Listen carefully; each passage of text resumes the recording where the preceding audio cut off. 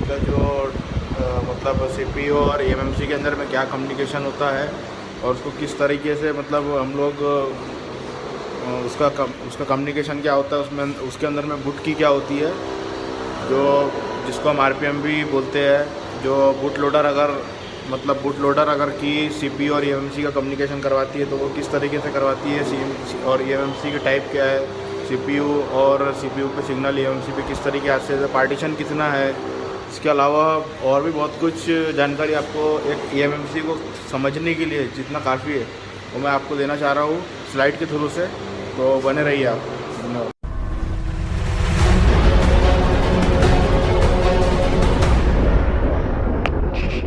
तो स्वागत है आपका मोशन वन सॉल्यूशन में।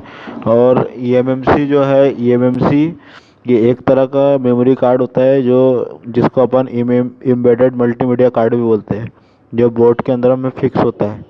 कुछ सेट के अंदर में पेस्टेड आईसी भी आ रही है अभी।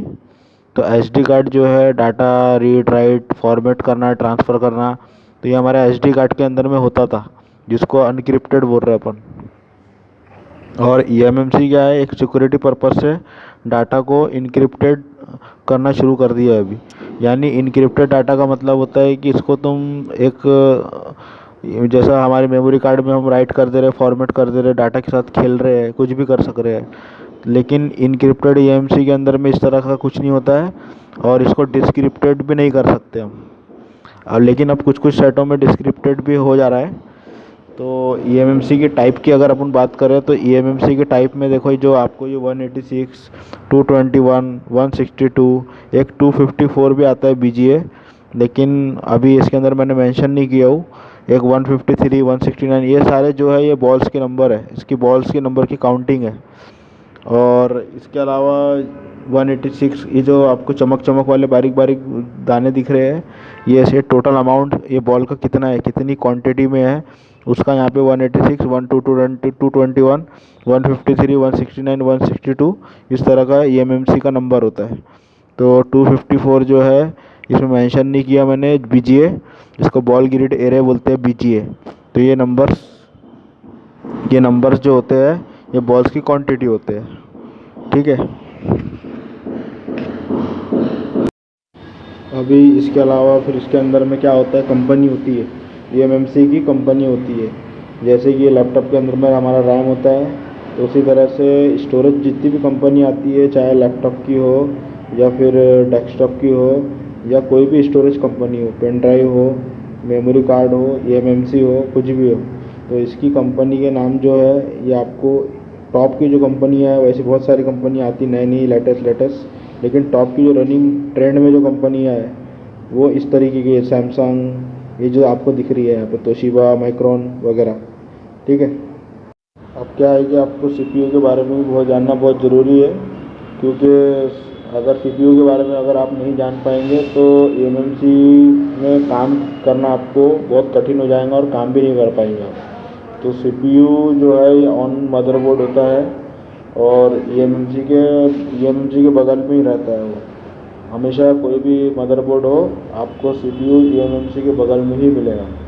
ज़्यादातर सीपीयू हमारे क्वालिकॉम और मीडियाटेक के आते हैं, और मीडियाटेक में कंफ्यूज नहीं होना है। मीडियाटेक का सीरीज़ आता है हेलियो, मैंने इसके पहले वीडियो में डाला वो आप देख सकते हो, उसको डिस्क्रिप्शन में डाल दूँगा। एक बच्चा 12 साल का उसने बताया था। तो क्वालिकॉम का डिजिटल जो है स्नैपड्रैगन है और मीडियाटेक का डिजिटल हेलियो है। तो ज़्यादातर सीपीयू इस मतलब क्वालिकॉम का मीडियाटेक का टॉप में आता है।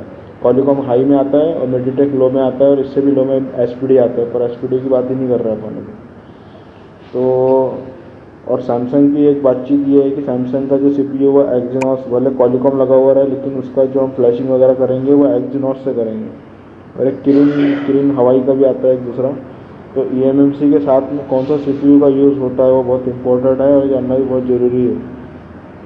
और ईएमएमसी का जो एक आता है रोम एंड रैम, इसके बारे में भी समझा देता हूँ आपको कि ईएमएमसी के अंदर में रैम एंड रोम दोनों होती है, यानी इंक्लूड होती है। पहले अलग अलग आती थी, पुराने बहुत ज़्यादा पुराने मोबाइल में कीपैड के अंदर में रैम का अलग देता था आईसी और रोम का अलग आईसी दे देता। लेकिन अब क्या हो गया कि रैम एंड रोम इंक्लूडिंग हो गया, जैसे कि हम 16 GB बोलते हैं, 32 GB बोलते हैं, 64, 128, अब 256 GB तक आ गया है, और भी पता नहीं कितना आगे जाएगा। पर 4 GB से स्टार्ट हुआ था, 256 GB तक अभी तक चलता है। आगे का पता नहीं, और भी ज़्यादा स्टोरेज बढ़ सकता है। इसके अंदर में अभी UFS की जो टेक्नोलॉजी आ गई है, UFS की भी टेक्नोलॉजी आ गई है, पर मैं इसके बारे में अभी नहीं बताऊंगा आपको। UFS का एक अलग मैटर है। तो वो अभी UEFI बॉक्स के अंदर में नया अपडेट आया है। EasyJet के अंदर पहले चलता था, लेकिन अभी भी चलता है, लेकिन UFS के अंदर में अभी लेटेस्ट आया है, तो वो एक अलग टॉपिक है, मैं उसको अलग क्लियर करके दूंगा। EMMC का ही एक भाई है वो, UFS 10 टाइम फास्ट है EMMC से, तो उसके बारे में अपन अलग बात करेंगे। तो कोई भी EMMC हो, रैम एंड रोम उसके अंदर में आपको इंक्लूड मिलेगा ही मिलेगा। और 4 GB से 64 GB, ये सब भी जो इसकी GB है, ये अलग अलग बदल सकती है अलग अलग सेट के अनुसार। और इसके अंदर में यूज़र डाटा इसी के अंदर होता है, और रैम एंड रोम जो है इंक्लूडिंग होता है। अब बात करेंगे अगर CPU EMMC की वर्किंग और CPU की वर्किंग के बारे में। तो देखिए क्या होता है कि CPU अभी क्या हो गया, हाई सिक्योरिटी के हिसाब से डाटा को प्रोटेक्टेड रखना पड़ रहा है अभी EMMC को। पहले उतना ध्यान नहीं देती थी कंपनी, लेकिन अभी जब से EMMC की सिक्योरिटी बढ़ गई है, तो इसका डाटा जो है इनक्रिप्शन हो गया है। मतलब हम लोग उसको देख नहीं सकते, कुछ कुछ सेटों में देख भी सकते हैं। तो CPU और EMMC का जो कॉम्बिनेशन है ना, ये बहुत बहुत ज़्यादा ज़रूरी हो गया है अभी। मान के चलो क्वालिकॉम का जो CPU है, ये यूज़ हुआ है EMMC के अंदर में, मान लो तो कंपनी में जो प्रोग्राम होता है, तो EMMC की जो हाई सिक्योरिटी बेस पे बनाया जाता है दोनों को। तो दोनों का जो सिक्योर किया गया है, इसकी हाई सिक्योरिटी मतलब अपने मतलब जैसे घर की चाबी है मान लो, तो ताला लगाया आपने, तो इसकी चाबी का जो जो राइट्स है वो आप ही को है। आप ही वो चाबी से अपने ताले को खोल सकते, दूसरा नहीं। उसी तरह से ये जो ये आपस में जो ये CPU और EMMC का कनेक्शन होता है, एक दूसरे को समझते हैं, तो दोनों का कम्युनिकेशन बहुत ज़्यादा इम्पोर्टेंट है। दोनों में मैचिंग होना बहुत ज़रूरी है।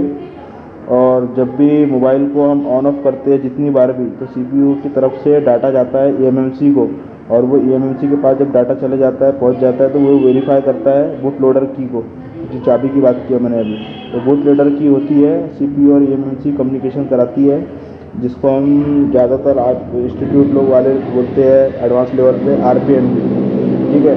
तो CPU और EMMC को कम्युनिकेशन कराने वाला जो बूट लोडर का की है, उसको क्या बोलते हैं, RPMB बोलते हैं। तो मोबाइल को ऑन ऑफ करते हैं अपन, तो बूट लोडर की है ना,